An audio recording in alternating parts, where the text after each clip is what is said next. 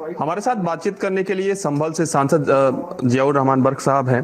बर्क साहब जो बीजेपी के विधायक है केतकी सिंह, उन्होंने एक बयान दिया है। बलिया में मेडिकल कॉलेज बनने वाला है। उन्होंने कहा है कि मुस्लिमों के लिए अलग से बिल्डिंग या विंग बना दिया जाए। अगर उन लोगों को हमारे त्योहारों से दिक्कत है तो हमारे साथ इलाज कराने में भी दिक्कत होगी। उस बयान को किस तरीके से देखते हैं, क्योंकि उन्होंने एक लाइन और कही है कि थूक थुका के हम भी उससे कहीं ना कहीं बचे रहेंगे, थूक वूक से। तो इस बयान को आप किस तरीके से देखते हैं, क्योंकि राष्ट्रीय मुद्दा ये बन गया। घटिया राजनीति है, एक छोटी सोच का नतीजा है। इस प्रकार की बातें कर करके लोगों को गुमराह करने का वो है। और रही बात, अगर वो सोचते हैं तो शायद उनकी ऐसी सोच होगी कि साथ नहीं रह सकते। लेकिन जहाँ तक साथ रहने की बात है, इस देश के अंदर 1000 साल से मुस्लिम और हिंदू समाज के लोग साथ रहते हैं और साथ रह भी रहे हैं, खा पी भी रहे हैं। और याद रखना चाहिए कि इस देश के अंदर हिंदू मुस्लिम जब ख़ास तौर से एक थाली में जब उन लोगों ने साथ रह करके खाना शुरू किया था तो अंग्रेज़ों को तब भागने पे मजबूर होने के लिए सोचना पड़ा था। तो क्यों इस प्रकार की बातें करते हो कि अगर आपको राजनीति करनी है करिए, किसने मना करा है।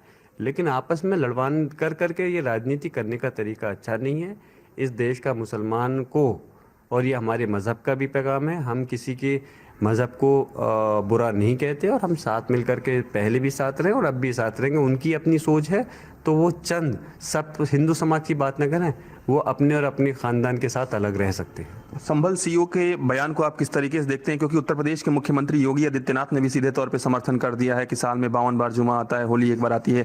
ऐसे में आपकी प्रतिक्रिया मैं इसलिए जानना चाहता हूं कि होली के दिन आप क्षेत्र की जनता से क्या कुछ अपील करेंगे ताकि सौहार्द भी बना रहे, और क्या वाकई में आप भी कहेंगे कि 2 बजे के बाद ही नमाज हो?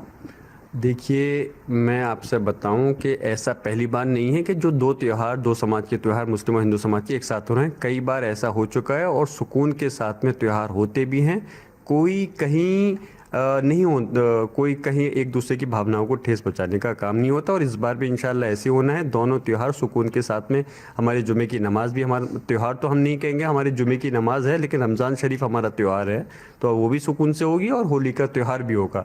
जिस अधिकारी ने इस प्रकार की बात की है, तो मैं कहता हूँ कि उनको इस नौकरी में इस वर्दी पहनने का हक नहीं है। क्योंकि अगर इस प्रकार की बात कर करके अगर तुम डरा धमका करके अंदर रखना चाहते हो तो फिर तुम्हारी नौकरी का मकसद क्या है? आप जाएंगे संभल इस होली के त्यौहार पर, या जुमे के अगर हम बात करें? क्यों नहीं जाएंगे? मेरा घर है, मेरा क्षेत्र है, इंशाल्लाह वहीं रहूँगा और कोशिश मेरी रहेगी। वैसे तो लोग खुद ही वहाँ पे काफ़ी समझदार हैं। कोई इस प्रकार का एक दूसरे के धार्मिक आस्थाओं को ठेस नहीं पहुँचाना चाहता, लेकिन मैं भी वहाँ रहूँगा। मेरी भी इस चीज़ पर नज़र रहेगी। कहीं लोग तो नहीं चाहते, लेकिन जो षड्यंत्रकारी, चाहे वो अधिकारी हैं या कोई दूसरे राजनीतिक लोग हैं, वो इसमें कहीं कुछ गलत नहीं करें। इस चीज़ पे मेरी नज़र रहेगी कि सुकून के साथ हमारे जुमे की नमाज भी अदा हो और होली का त्यौहार भी उन लोगों का सही से मने। हमारे साथ